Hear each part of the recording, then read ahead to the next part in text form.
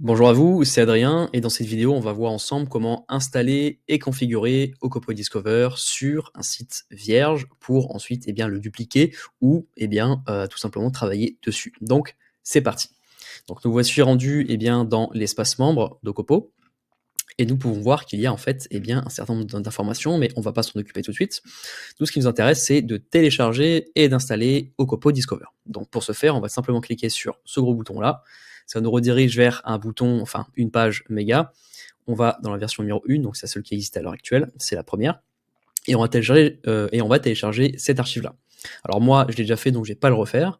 Et ce qu'on va faire maintenant, c'est qu'on va se rendre sur notre hébergement et on va installer un WordPress totalement vierge. Donc moi, j'ai déjà un petit peu avancé dans les étapes. Normalement, vous savez comment faire. Ça diffère aussi selon votre hébergement. Donc moi j'utilise cPanel et Softaculous pour installer tous mes sites. Donc pour ce faire, pour la suite, moi je vais installer mon nouveau WordPress sur ce nom de domaine-là. Je vais y préinstaller Align Migration parce que c'est il y a cet outil qu'on importe tout simplement au Copo. Donc c'est parti, je lance l'installation. Ok, maintenant que l'installation du WordPress vierge a été effectuée, on va tout simplement cliquer sur ce lien pour s'y connecter automatiquement. Comme ceci. Nous voilà sur le WordPress vierge et maintenant ce qu'on va faire c'est tout simplement importer Ocopo Discover. Donc je me rends sur Align Migration, je clique sur import et là je viens glisser mon archive qu'on a téléchargé précédemment, souvenez-vous, ici dans cette case là. Donc là maintenant on laisse l'import se faire. Ok, donc maintenant il fait son check habituel, je clique sur Proceed et maintenant je clique sur Finish. Très bien, maintenant ce que je vais faire c'est tout simple, je vais tout simplement appuyer sur F5 pour rafraîchir la page et donc là maintenant il va me demander de me connecter. Et il va falloir se connecter avec les identifiants qui sont présents juste ici. C'est parti. Tac. Je fais bien attention de ne pas prendre l'espace qu'il y a entre le double point et le mot de passe, très important, sinon ça ne va pas marcher, tout simplement. Nous voici donc maintenant connectés au site WordPress Ocopo Discover. Et ce qu'on va faire maintenant, à présent, c'est tout simplement se créer un nouveau compte administrateur et supprimer le mien. Donc, on ajoute un compte par ce menu-là. On définit bien le rôle d'administrateur. On ajoute son email, son identifiant et on définit un gros mot de passe, très solide. Une fois que c'est fait, on s'y connecte et on supprime tout simplement mon compte. Une fois que c'est fait, il va falloir activer un certain nombre de licences. Au total, il y en a 3.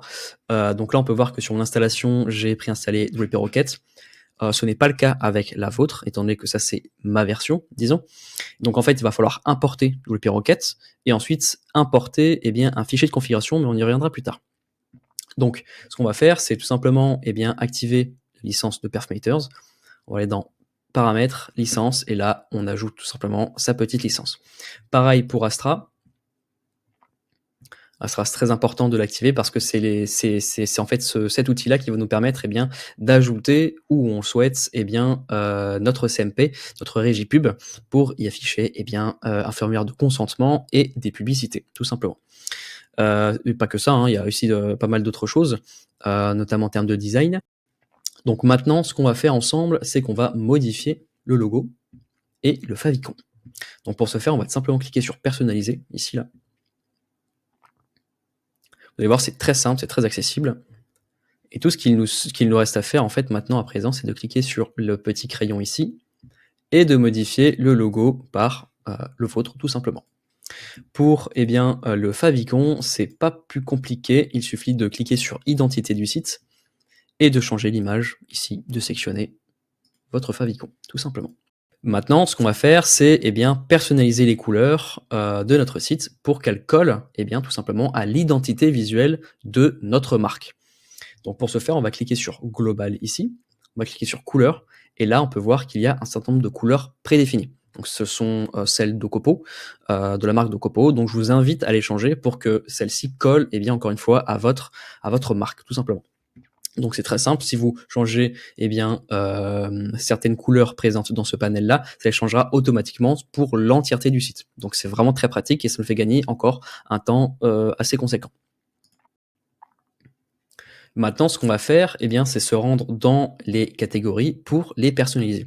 Par défaut, vous voyez que je vous ai créé en fait un menu, un header, qui présente déjà un certain nombre de catégories. Et avec elles, on a eh bien, un affichage d'icônes, tout simplement pour représenter davantage eh bien, la catégorie, et ce qui permet d'ajouter quand même un petit semblant de qualitatif, disons. Donc pour ce faire, on va tout simplement se rendre sur le tableau de bord, article, catégorie.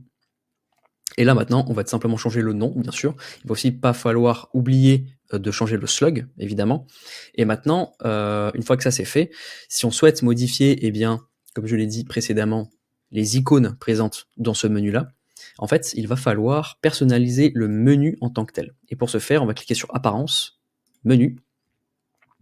Et là, maintenant, ce qu'on va faire, c'est qu'on va tout simplement cliquer ici et cliquer sur Astra, paramètres du menu. Et là, on peut voir qu'il y a un petit champ icône. Si on clique sur la petite fenêtre, on a une bibliothèque d'icônes. Et donc là, normalement, avec 74 pages en 5 x 4, j'imagine qu'il y en a un peu pour tout le monde. Donc là, on sélectionne eh bien, l'icône qui eh bien, fait référence à la catégorie en question. Et ensuite, on n'oublie pas de cliquer sur sauvegarder les paramètres, tout simplement. On quitte. Maintenant que ça c'est fait, ce qu'on va faire, c'est ajouter le code de notre régie. Et pour ce faire, on va se rendre sur Astra, Site Builder, et je vous ai préparé en fait en amont eh bien, déjà un hook qui va se placer dans le champ Aide, enfin dans la balise Aide, qui vous permettra eh bien, tout simplement d'y ajouter votre code de régie. Donc une fois que vous cliquez dessus, donc je vais le refaire avec vous, je vais peut-être aller un petit peu vite. Donc on va dans le Site Builder de Astra, et on clique sur votre CMP, ici là, et on clique sur le bouton Edit. Voilà. Une fois que c'est fait, une fois qu'on est dedans, on copie-colle tout simplement son code ici, et on clique sur Mettre à jour, tout simplement. Et vous n'avez rien de plus à faire. Tout est déjà paramétré. Normalement, si j'ai bien fait mon travail, eh bien, tout devrait bien fonctionner. Donc, vous n'avez plus rien d'autre à faire de votre côté. Tout ce qu'il vous reste à faire, bien entendu, c'est maintenant eh bien, de créer éventuellement des comptes de rédacteurs à vos rédacs si vous en avez. Bon, de moins en moins, mais bon, quand bien même, je le précise. Et puis, à publier des articles, tout simplement. Voilà. J'espère que ce tutoriel d'installation et de configuration aura été assez clair pour vous. Si vous avez des questions, dans tous les cas, n'hésitez pas à me les poser. On a créé un Discord. Enfin, j'ai créé un Discord. Et sinon, je reste disponible par email. Je vous souhaite une bonne journée à tous.